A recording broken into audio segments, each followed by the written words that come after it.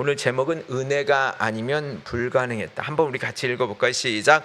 은혜가 아니면 불가능했다. 이게 저와 여러분의 고백이 되시기를 부탁드리겠습니다.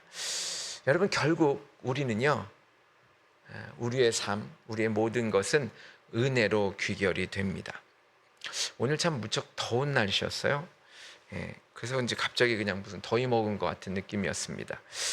오늘도 이렇게 고단한 몸이시지만 그래도 주께 나오신 여러분들 축복합니다.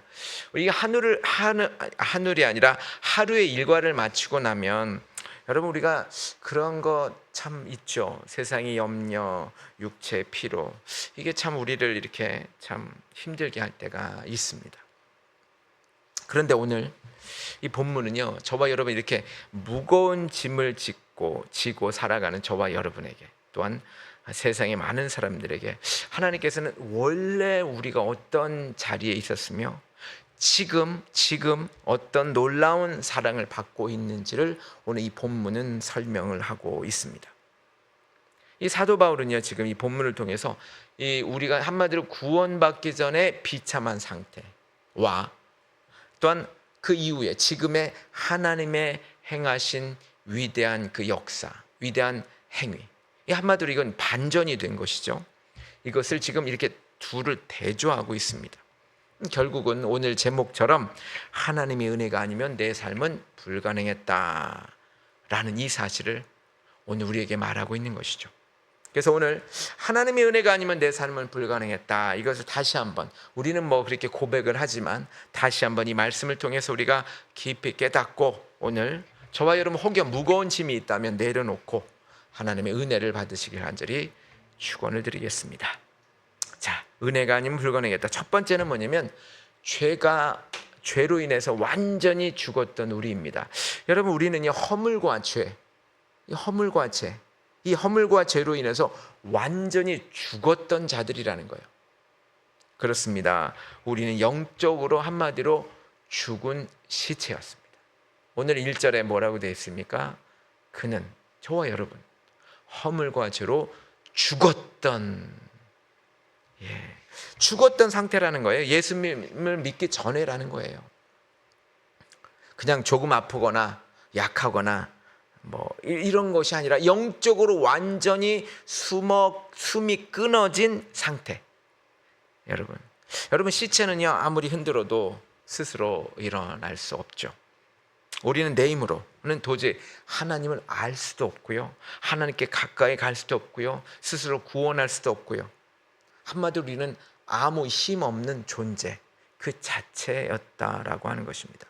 여러분, 그 현대의 그 의학에서는 심정지 상태가 있잖아요. 저도 이렇게 염이라는 걸 좀 해봤어요. 우리 그 염을 담당하는, 이게 목회자니까 이제 그 장로님 혼자 못 하시니까 저하고 같이 도와서요. 여러분, 뭐 완전히 돌아가신 분이잖아요. 이제 냉장실에 있었던 것이니까, 냉동실에 있으니까 몸이 굉장히 차가워요. 스스로 호흡하거나 심장을 뛰게 할 수 없어요. 심정지가 된 상태죠. 만약에 금방 이렇게 숨이 끊어졌다면 뭐 제세동기라고 해가지고 전기 충격을 이렇게 가하거나 아니면 의사의 개입이 없다면 불가능합니다. 그대로 죽음에 이르게 됩니다. 이 영적인 죽음도 마찬가지죠. 우리가 뭐 착하게 살거나 아니면 뭐 어떤 노력을 한다거나 뭐 어디 가서 돌을 닦거나 그렇게 해서 살아날 수 있는 영적 가능성은 한마디로 말해서 제로입니다. 요한복음 11장에 보시면 나사로의 상태가 나옵니다. 그 나사로의 상태는 어땠어요? 그는 그저 그냥 병들어 앓고 있었던 것이 아니죠. 이미 숨은 끊어졌고요, 무덤 속에서 이미 나흘이나 돼서 썩은 냄새가 진동을 하고 있습니다. 그래서 예수님이 그 무덤 가까이 가셔서 나사로야 나오라 라고 하는 그 생명의 말씀을 선포하기 전까지는 그는 살아나지 못했습니다. 나사로 스스로 무덤을 열고 나올 가능성은 한마디로 말해서 전혀 없는 100% 제로 상태였습니다. 그래서 여러분, 로마서 3장 10절에 이것을 우리에게 지금 현재 저와 여러분에게 말씀하십니다. 기록된 바 의인은 하나도 없으며 깨닫는 자도 없고 하나님을 찾는 자도 없다. 왜 의인은 하나도 없어요? 왜? 스스로 못하기 때문에. 왜 깨닫는 자도 없어요? 스스로 못하기 때문에. 왜 하나님을 찾는 자도 없어요? 스스로 못하기 때문에. 지성도 감성도 감정도 의지도 죄로 다 오염돼서요, 하나도 할 수 없습니다. 스스로 우리 하나님을 구원자로 인식한다거나 또 그분을 찾을 능력 없습니다. 완전히 상실된, 한마디로 시체였습니다. 그래서 잔 칼빈이 이렇게 말씀했어요. 인간은 죄로 인해 완전히 부패하여 구원에 관해서는 스스로 아무것도 할 수 없는 영적 시체와 같다. 여러분은, 저와 여러분 어떻습니까? 저와 여러분의 삶의 문제를 놓고 어떻게 대하고 있습니까? 어떤 문제가 우리에게 있어요, 그렇죠? 그럴 때 우리는 원래 내 힘으로는 영적인 삶을 단 하루도 살 수 없는 연약한 존재라고 인정을 하십니까? 내 능력을 자랑하려 하지 말고 우리는 그렇게 고백을 해야 됩니다. 주님, 저는 아무 힘이 없습니다. 주님이 도와주셔야 살 수 있습니다. 이렇게 겸손히 주님을 의지하시길 간절히 부탁을 드리겠습니다. 이게 참 중요해요. 영적으로 시체다, 죽었던 자다. 그런데 여러분, 또한 뭐냐면, 자, 영적으로 시체인데 그 상태에 우리는 어땠는지 아세요? 몸은 살아있는 것 같이 살아있죠. 말도 하고 걸어 다니고. 그런데 두 번째, 우리는 세상과 욕심의 노예였다는 거예요. 2절 3절 제가 읽어볼게요. 그때 너희는 그 가운데서 행하여. 자, 몸은 살아있는 것 같이 느껴져요. 그러나 영적으로 죽은 상태예요. 이 세상 풍조를 따르고 공중의 권세 잡은 자, 사단이죠, 악마죠, 따랐으며 곧 지금 불순종의 아들들 가운데 역사하는 영이라. 전에는 우리도 다 그 가운데서 우리 육체의 욕심을 따라 지내며 육체와 마음이 원하는 것을 하여 다른 이들과 같이 본질상 진노의 자녀이었더니. 자, 2절 3절 이 두 구절은요, 우리가 예수 믿기 전에 상태를 보여줍니다. 바로 세상 풍조를 그대로 따라했죠. 그것은 내 몸과 내 마음이 원하는 그 욕심대로 살았던 것입니다. 그것은요, 그때 우리는 어떻게 생각해요? 자유인 줄 알았죠. 제가 옛날에 친구에게 복음을 전했더니 그 친구가 그랬어요. 야, 교회 다니면 하고 싶은 것도 마음대로 못 하잖아. 그게 자유인 줄 알고 그렇게 가는 것이죠. 그런데 사실은 이 세상과 세상의 흐름과 죄에 끌려다니다 결국 어떻게 됩니까? 망하는 길로 가는 것입니다. 우리는 그저 이 죄라는 이 악한 주인이라고 할 수 있어요. 사실 그 뒤에는 사단이 있죠. 이 죄라는 이 악한 주인에 의해서 그냥 이렇게 끌려다니는 거죠.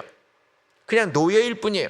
죄의 노예인 인간은요, 절대로 죄에서 벗어날 자유가 없습니다.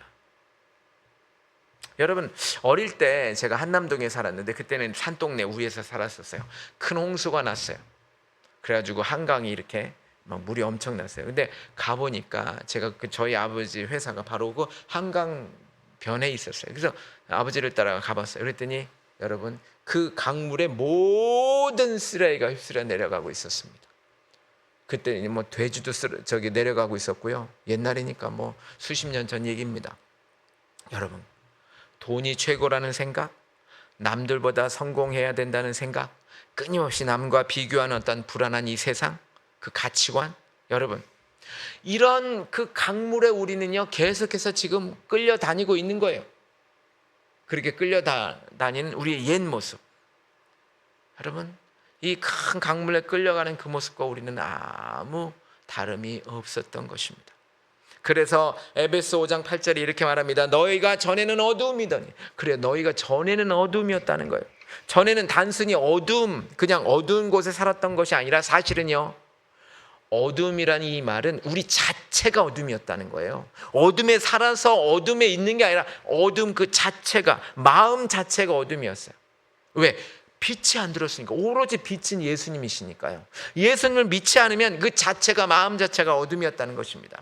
그래서 주님이 빛을 비춰주지 않으면 우리는 평생 세상 욕심, 내 마음, 내 원하는 대로 그 휩쓸려가는 그 강물에 그냥 그 가치관에 우리는 그저 그냥 어둠 속에서 헤맸을 것입니다. 그래요. 오늘도 우리는요, 세상의 가치관 속에 살고 있습니다.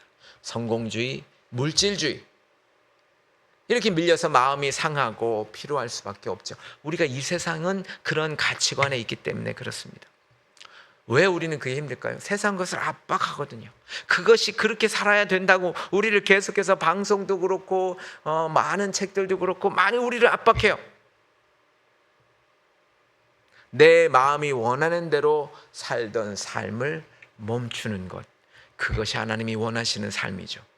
그리고 나를 어둠에서 건져주신 그 주님의 음성에 우리는 우리 자신을 맞추는 것, 그것이 바로 저와 여러분의 삶이 되어야 될 줄 믿습니다. 그렇게 영적 시체였고요, 세상과 어떤 그 가치관의 노예로 살았었어요. 그런데 두 번째입니다. 함께 하나님이 우리를 사랑으로 살려주셨어요. 하나님께서 예수님과 함께 우리를 살려주셨습니다. 은혜가 아니면 불가능했습니다. 첫 번째, 자격 없는 우리에게 은혜가 먼저 찾아왔어요. 오늘 4절에 보시면 이렇게 돼 있어요. 긍휼이 풍성하신 하나님이 우리를 사랑하신 그 큰 사랑을 인하여, 여러분, 노예로 살고 있고 그저 시체뿐인 저와 여러분의 삶이었는데 반전이죠. 긍휼이 풍성하신 하나님이 우리를 사랑하신 그 사랑을 인하여, 여러분, 우리가 그저 조금 이쁜 짓 했어요? 아니에요. 또한 죄를 다 고친 후에 찾아오셨어요? 아니에요. 아직도 우리는 더러운 죄인이었고요, 그저 아직도 시체 상태였고요, 아직도 우리는 그 노예로서의 삶을 사는 아무 자격이 없을 때 하나님께서 우리를 불쌍히 여기시는 마음, 그것을 긍휼이라고 그래요. 엄청난 사랑이 우리를 먼저 찾아오셨어요. 여러분, 그 구약 성경에 에스겔서를 보면은 여러분 기억하실지 모르겠지만 태어나자마자 이 탯줄도 잘리지 않은 채 이 더러운 피를 이렇게 막 묻혀서 들판에 버려진 아기 얘기가 나와요. 아무도 돌보지 않아요. 아마 놔두면 그대로 죽을 수밖에 없는 그런, 그냥 죽을 수밖에 없는 그런 상태예요. 그런데 하나님이 지나가시다 그 아기를 보시고 너는 피투성이라도 살아있어라, 이렇게 하면서 살려내시고 씻겨주시죠. 그 버려진 아기가 누구냐? 저와 여러분이었어요. 여러분, 여기서 우리가 생각해 보세요. 아기가 뭔가를 잘했어요? 거기는 아기가 운다고 말도 안 해요. 그런데 하나님이 사랑으로 먼저 그 아기를 안아주신 것이죠. 그러니까 하나님은 사랑이시기에 우리를 사랑하신 것입니다. 하나님이 사랑하시기에 우리를 사랑하신 거예요. 우리가 사랑스러워서가 아니라 하나님 자체가 사랑하시기 때문에, 사랑이시기 때문에 우리를 사랑하신 것입니다. 그래서 뭐라 그럽니까? 성경은 말합니다. 로마서 5장 8장 너무도 잘 하시는 말씀이죠. 우리가 아직 죄인 되었을 때, 시체였을 때, 그 피투성이 아기였을 때 그리스도께서 우리를 위하여 죽으심으로 하나님께서 우리에게 대한 자기의 사랑을 확증하셨다, 보증하셨다. 여러분, 하나님의 사랑은 조건이 없습니다. 우리가 아무리 착한 사람이 된 다음에 사랑하신 것이 아니죠. 어떻게 보면 가장 못나고 부끄러운 노예 상태, 죄인 상태, 피투성이 상태, 그러일 때 예수님께서 십자가를 통해서 내가 너를 이만큼 사랑한다, 얼만큼 십자가에 죽일 만큼, 내 아들을 죽인 만큼 그렇게 사랑한다라고 십자가로 표시했어요. 그것을 확증이라고 말합니다. 여러분, 때로 저와 여러분이 힘들고 고단할 때가 있죠. 그러면 우리는, 저도 그랬어요. 과거에 너무 힘드니까, 야, 이거 하나님이 날 사랑하시는 거야? 하나님 내 기도를 들으시는 거야? 제가 아는 목사님이, 그분 지금은 한국 가셨는데 너무 고통스러워하니까 그 사모님이 그러더래요. 아니, 정말 하나님이 당신을 사랑하시기는 하는 거야? 이렇게 묻더래요. 그 말 듣고 너무너무 힘들었다고 하더라고요. 근데 우리 자신도 고단과 고난과 역경이 오면 하나님이 나를 사랑하실까? 내 기도는 들어주시나? 이런 의심이 들 때가 있죠. 하지만 하나님의 이 사랑이라는 것은 나의 행동이 그 행동에 따라서 행동을 요렇게 하면 저렇게 하고 저렇게 하면 이렇게 아니에요. 나의 행동에 따라 왔다 갔다 하지 않습니다. 나를 살리고 하나님께서 그 하나뿐인 아들까지 주신 그 사랑으로, 그 큰 사랑이 지금도 저와 여러분을 그 악이 안듯이 지금도 안고 있음을 믿으시기 부탁드립니다. 그래서 불안한 마음 내려놓으시기 바랍니다. 주님께 맡기시기 바랍니다. 그런데 여러분, 오늘 5절 6절에 보면 뭐라고 되냐면 우리는 하늘의 귀한 자녀가 되었다고 그랬어요. 우리는 예수님 덕분에 하늘나라의 귀한 자녀라는 신분을 받으신 거예요. 여러분, 저와 여러분 구원받을 것도 감사한데 오늘 보니까 5절 6절 보세요. 허물로 죽은 우리를 그리스도와 함께 살리셨고 너희는 은혜로 구원을 받으신 것이라 또 함께 일으키사 그리스도 예수 안에서 함께 하늘에 앉히시니. 여러분, 우리가 얻은 신분을 얘기해 주고 있어요. 5절 6절은 하나님은 우리를 그냥 살리신 것이 아니라 보세요. 예수님과 함께 살리시고 함께 일으키고 함께 앉히셨다. 제가 오늘 이 말씀 준비하면서 이 말씀이 너무 감사하더라고요. 함께 살리시고 함께 일으키시고 함께 앉히셨다. 근데 누구와 함께? 예수님과 함께. 이게 은혜더라고요. 예수님 저쪽에 놔두고 나만 그런 게 아니라 예수님과 함께. 여러분, 하나님이 얼마나 예수님을 사랑하세요. 독생자 아들인데 그와 동일하게 함께 살리셨고 함께 일으키사 함께 내 자식, 어이구 내 이쁜 것 하고 내 옆에 앉히셨다는 거예요. 이게 바로 하나님의 은혜입니다. 여러분, 하나님이 예수님을 부활시키시고 당신의 옆에 하늘 보좌에 앉히신 것처럼 예수님을 믿는 우리도 예수님과 동일하게 하나가 되어서 이미 가장 그 높으신 하늘나라에 가장 안전하고 영광스러운 자리를 약속받았음을 기억하시기 바랍니다. 그래서 오늘 함께 하늘에 앉히시니라고 하는 건 비록 미래에 있을 일이지만 이것을 확증하시고 보증하셨다는 거예요. 이게 은혜입니다. 보세요. 탕자의 비유. 여러분, 제가 여러 번 말씀드린 누가복음 15장의 탕자의 비유. 아버지는 돌아온 아들에게 너 이놈의 자식이 왜 그랬어? 이렇게 말하잖아요. 과거에 죄 묻지도 않아요. 가장 좋은 옷을 입히시고 손에 가락지를 끼우고 아들의 신분을 즉시 회복시켜 줍니다. 그 아들 어떤 아들이었어요? 돼지 쥐엄나무 열매를 먹고 있었던 그런 이 노예보다도 못한 신분이었어요. 거기에서 이제는 어떻게 됐습니까? 아버지의 잔치상에 같이 앉는, 하나님의 잔치상에 같이 앉는 그러한 자녀로서의 신분이 상승되었다는 것입니다. 바로 우리가 그렇게 된 것입니다. 이것을 믿으시기 간절히 부탁을 드립니다. 여러분, 제가 옛날에 어느 영화에 보니까 어느 그 시골에 굉장히 그냥 평범한 그런 여인이었어요. 그런데 한 나라의 왕이 그녀를 사랑했어요. 그래서 그 평범한 여인이 갑자기 왕비가 되었어요.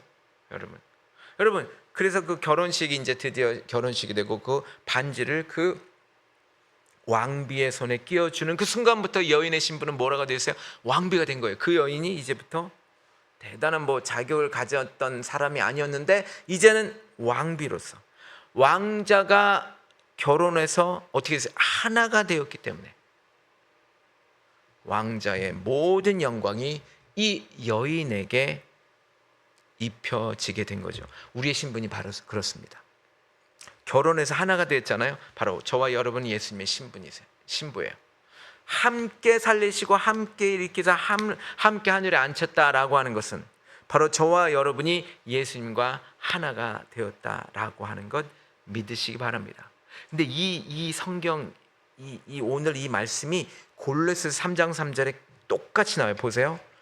이는 너희가 죽었고 너희 생명이 어떻게 그리스도와 함께 하나님 안에 감추어졌습니다.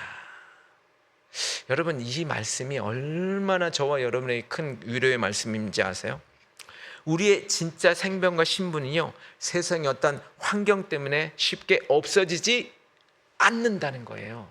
저와 여러분이 혹여 세상에 어디에 나가서 부패를 하는 한이 있더라도 저와 여러분의 이 직분, 신분, 생명 없어지지 않습니다. 왜? 예수님과 함께, 그리스도와 함께 하나님 안에, 하나님이라는 이분 안에, 하나님이라는, 이렇게 표현해서 어떨지 모르겠어요, 엄청난 그 금고 안에 보관되어 있는 것입니다.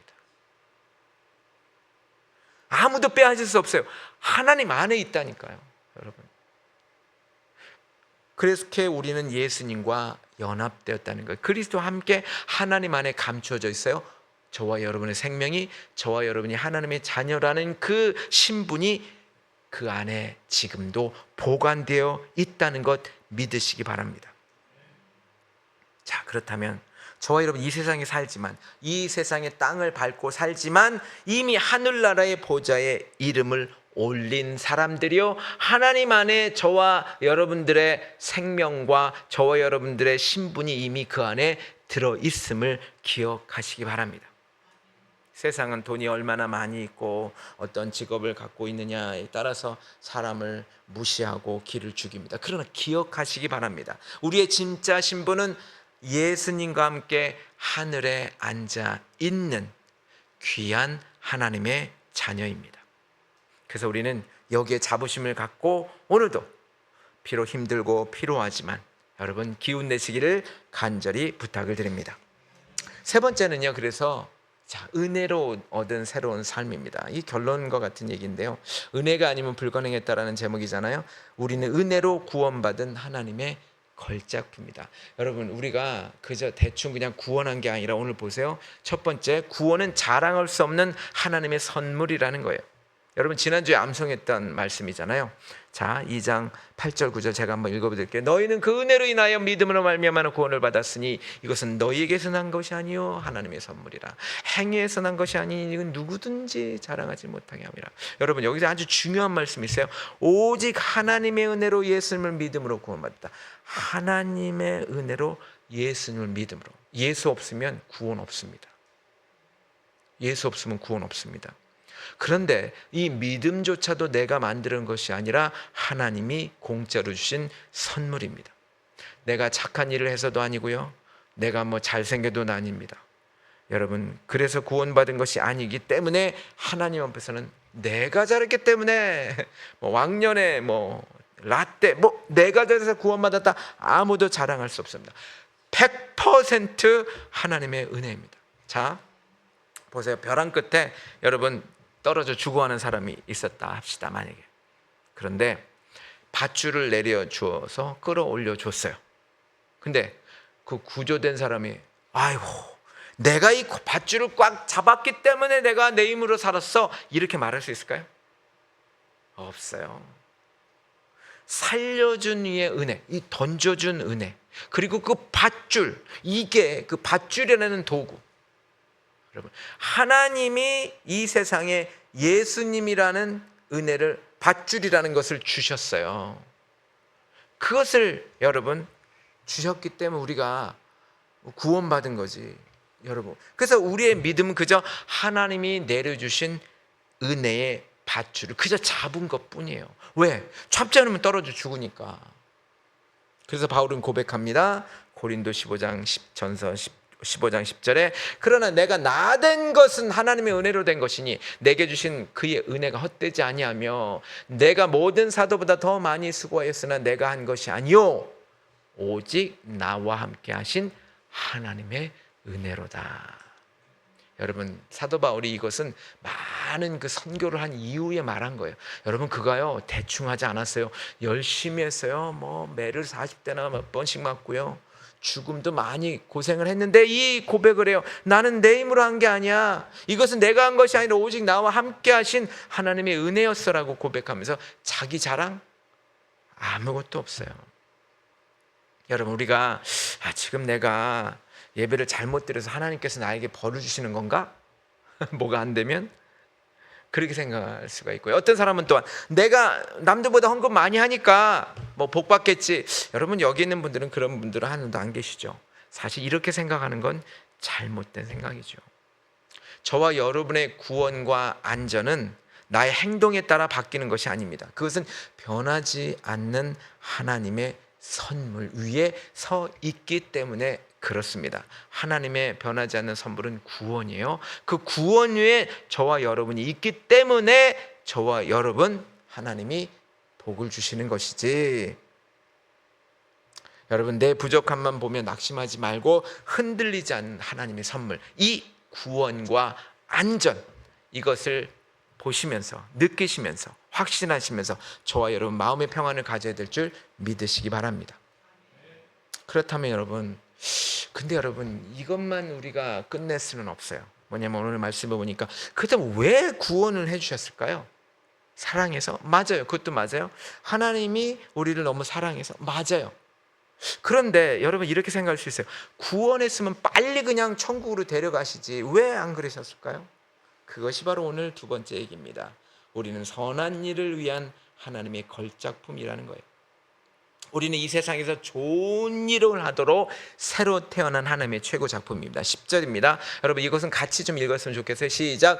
우리는 그가 만드신 바라 그리스도 예수 안에서 선한 일을 위하여 지으심을 받은 자니 이 일은 하나님이 전에 예비하사 우리로 가운데 행하게 하여 하심이라. 보세요. 예수 안에서 선한 일을 위하여 지으심을 받았으니, 구원받은 이유 선한 일 때문에 그렇습니다. 여러분 거기에 그가 만드신 바라, 이 그가 만드신 바라 이렇게 하면 좋아요. 우리는 걸작품이다 이렇게 말하는 건데, 이 그가 만드신 바라는 그 원어로는 포이에마, 잘 많이 들어보신 이름일 거예요. 예, 포이에마인데 이 포이에마 최고의 걸작품이라는 거예요. 우리는 최고의 걸작품이다 라는 뜻이에요. 여러분 우리는 아무렇게나 살다 버려지는 소모품이 절대로 아닙니다. 하나님의 선한 일, 선한 일이 뭘까요? 두 가지예요. 사랑과 용서예요. 뭐 간단히 생각하면 그거예요. 바로 이 사랑과 용서를 베푸는 삶, 그것을 하도록 우리가 지음을 받았다는 거예요. 여러분 길거리에 버려진 어떤 뭐 나무나 어떠한 그 돌이 있다 합시다. 그런데 엄청난 그 예술가의 손이 들어가면 그것이 작품이 돼서 아마 저 박물관에도 갈 수 있어요. 여러분 마찬가지예요. 우리 인생이 이 창조주 하나님에 의해서 저와 여러분들이 예수님의 보이려는 것으로 지금도 다듬어져서 하나님의 영광을 나타내는 그렇게 최고의 작품으로 다시 태어난 것을 믿으시기 바랍니다. 그래서 우리가 잘 아시는 말씀 고린도후서 5장 10절, 그런즉 누구든지 그리스도 안에 있으면 새로운 피조물이라, 이전 것은 지나갔으니 보라 새 것이 되었도다. 과거의 실수나 상처가 있어서 뭐 조금 이렇게 고쳐 쓰는 게 아니라 완전히 100% 새 것, 완전히 새로운 존재로 재창조하셨다는 거예요. 바꾸셨다는 거예요. 이제 우리는요, 여러분 이렇게 됐다는 것은 무슨 말이냐면 이제는 우리가 하나님의 말씀대로 살아갈 수 있는 능력을 받았다는 거예요. 여러분 보세요. 사랑과 용서는요, 우리가 예수 믿지 않으면 제대로 할 수 없어요. 사랑과 용서, 선한 일은요, 우리가 예수 믿지 않으면 이것을 제대로 깨닫지 못하고 하지 못해요. 그런데 이제 우리가 새로운 피조물이 됐기 때문에 이 선한 일을 할 수 있는, 사랑과 용서를 베푸는 삶을 살 수 있게 됐다라고 하는 것입니다. 보네포 목사님이 이런 얘기를 쓰셨더라고요. 하나님은 결코 쓰레기를 만들지 않으신다. 그분이 창조하신 당신은 그분의 눈에 가장 소중한 작품이다. 여러분 혹시나 이 세상에 살다 보면 저와 여러분이 좀 우울감도 들고 나는 좀 쓸모없는 사람 아닌가, 너무 초라한 거 아닌가, 저 사람은 저렇게 잘 나가는데 나는 뭐지? 그러나 여러분 이 하늘과 땅을 만드신 우리 하나님은요, 저와 여러분을 뭐라고 말씀하시는지 아세요? 나의 가장 소중한 작품이다, 이렇게 말씀하신다는 것입니다. 여러분 지친 어깨를 펴시기 바랍니다. 나를 통해 가족을 위로하게 하고 이웃을 사랑하는, 용서하게 하는 이 멋진 일들을 하나님을 분명히 우리를 통해 하실 줄 믿습니다. 여러분 그래서 여러분 은혜 품에 모든 것을 맡기십시오. 결론입니다. 여러분 하나님의 은혜가 아니면 안 되었습니다라는 이 고백, 분명히 저와 여러분의 이 고백이 아버지 분명히 우리 안에 있어야 될 줄 믿습니다. 그래서 세 가지만 생각하죠. 하나님의 사랑을요 매일 아침 기억하십시오. 어떤 사랑이에요 여러분들? 자격 없는 나를 살리신 그 사랑이에요. 여러분 내 상황이 나쁠 때도 하나님은 나를 절대 사랑하십니다. 하나님의 사랑은 절대로 변하지 않습니다. 또한 하나님의 자녀임을 선포하십시오. 자꾸 거울 보면서 이렇게 해야 돼요. 너는 하나님의 자녀야. 너는 하나님의 자녀야. 나는 하늘나라의 귀한 자녀야. 낙심이 들 때마다, 우울감이 있을 때마다 그렇게 선포하십시오. 그리고 하나님께 모든 문제를 맡기십시오.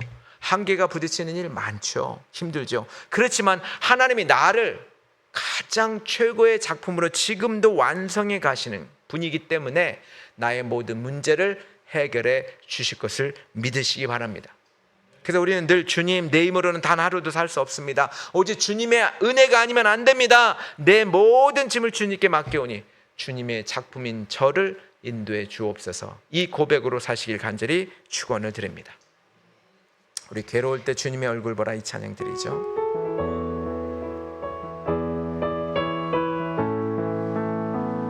괴로울 때 주님의 얼굴 보라, 평화의 주님 바라보아라. 세상에서 시달린 친구들아, 위로의 주님 바라보아. 힘이 없고 내 마음, 힘이 없고 내 마음 연약할 때 능력의 주님 바라보아라.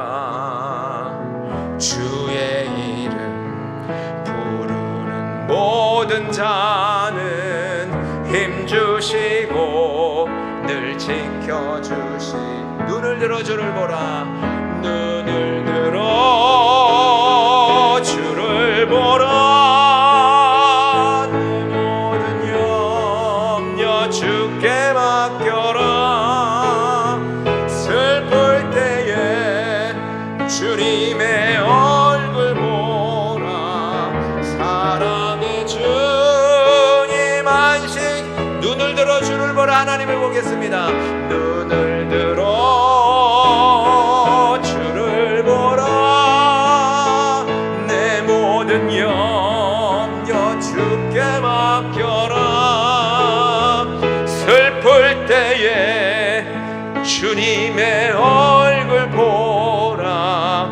사랑의 주님 안식 주리라. 아버지 하나님, 내가 내 힘으로 버티고 내 인생을 책임지려 하니 하루하루가 숨이 막히고 피곤할 뿐입니다. 그러나 오늘 말씀을 통해서 내 인생이 내 힘이 아니라 오직 하나님의 은혜로만 가능함을 다시 한번 깨닫게 하시니 감사합니다. 허물과 죄로 죽었던 나를 먼저 찾아와 살려주신 그 큰 사랑을 기억합니다. 세상의 거친 평가와 무시에 기죽지 않게 하시고 나는 그리스도와 함께 하늘에 앉혀진 자요 하나님의 최고의 걸작품이다라는 자부심을 품고 다시 일어서게 하여 주옵소서. 이 시간 아버지, 주님 앞에 내오는 모든 기도의 제목과 삶의 열려들을 주님의 신실하신 손에 다 맡겨드립니다. 우리 사랑하는 분들, 아버지 돌아가는 발걸음에는 세상이 줄 수 없는 참된 평온과 쉼을 가득하게 채워 주시옵소서. 이제는 우리 주 예수 그리스도의 무한하신 은혜와 아버지 하나님의 그 극진하시고 풍성하신 사랑하심과 성령이 위로하시고 교통하시고 새 힘을 주시는 그 역사하심이 내 인생은 하나님의 은혜가 아니면 불가능했습니다 라고 고백하며 세상의 모든 피곤함과 염려를 주님께 온전히 맡겨드리는 여기 모인 모든 주의 백성들과 사랑하는 성도들의 가정과 일터와 직장과 그 자녀 위에 이제로부터 영원토록 함께 하시기를 간절히 기도하옵나이다.